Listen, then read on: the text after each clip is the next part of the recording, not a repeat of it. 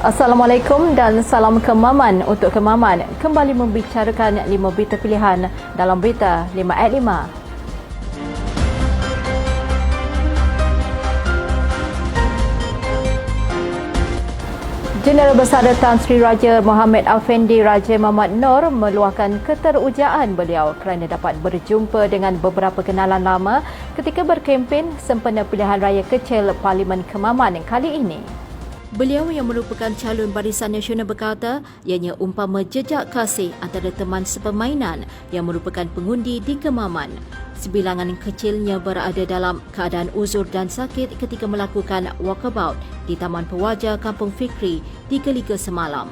Menyentuh mengenai penerimaan, beliau memaklumkan mendapat respon yang positif dari pengundi dan berjanji akan terus mendekati pelbagai kelompok masyarakat. Walkabout yang dibuat setiap hari dari awal penamaan calon hingga ke hari ini menerima kesan yang positif dan meyakinkan.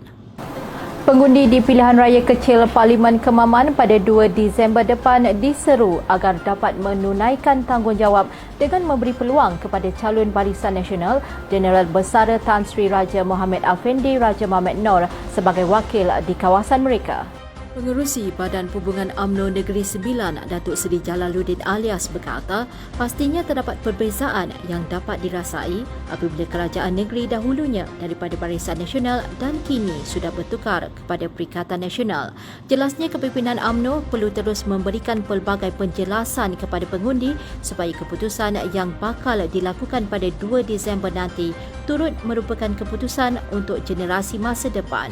Beliau bersama kepimpinan UMNO Negeri Sembilan turun mendekati pengundi bagi mengingatkan mereka tentang tanggungjawab yang harus dilakukan pada 2 Disember nanti. Ketua UMNO bahagian Tampin, Datuk Muhammad Isa yakin ada perubahan yang akan berlaku dalam pilihan raya kecil Parlimen Kemaman kali ini. Beliau yang merupakan ahli Parlimen Tampin itu berkata momentum pada ketika ini agak tinggi walaupun UMNO dan Barisan Nasional pernah kalah dengan majoriti 27,000 undi pada pilihan raya umum yang lepas. Terdahulu, beliau bersama jentera UMNO bahagian Tampin dan tempatan telah melakukan kunjungan hormat rumah ke rumah di Felda Cerol 2 di sini semalam. Timbalan Pengerusi Barisan Nasional Datuk Seri Muhammad Hassan berkata langkah parti meletakkan Jeneral Besar Tan Sri Raja Mohamed Afendi Raja Muhammad Noor yang merupakan anak jati Kemaman sebagai strategi bagi menambat hati pengundi.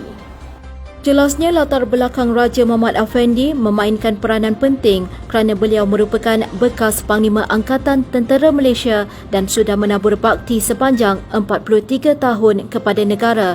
Mengulas lanjut, beliau berkata tindakan kepimpinan yang memilih calon luar daripada parti bukanlah sesuatu yang janggal kerana pernah dilakukan di pilihan raya kecil Semenyih dan Cameron Highland. Sementara itu, Pengerusi UMNO Terengganu yang juga bekas Menteri Besar Terengganu, Datuk Seri Ahmad Said menyeru agar pengundi di Kemaman dapat memberi peluang kepada calon yang betul-betul mahu berkhidmat dan mempunyai masa secukupnya untuk Parlimen Kemaman supaya segala isu yang membelenggu penduduk dapat dibawa ke Dewan Rakyat. Tambah beliau, calon PAS adalah seorang Menteri Besar yang sangat sibuk dan sudah tentu tidak dapat memantau 4 kerusi DUN di bawah Parlimen Kemaman. Setiausaha Agung UMNO Datuk Dr. Ashraf Wajdi Dusuki menegaskan tidak mungkin negara ini akan berubah menjadi negara sekular yang memisahkan pentadbiran negara dan negeri daripada agama Islam. Dakwaan pemimpin PAS kononnya pentadbiran kerajaan perpaduan sedang menuju ke arah negara sekular adalah tipu semata-mata kerana kerajaan perpaduan yang terbentuk dengan kehadiran ahli Parlimen UMNO sudah tentu akan menentang habis-habisan perkara tersebut.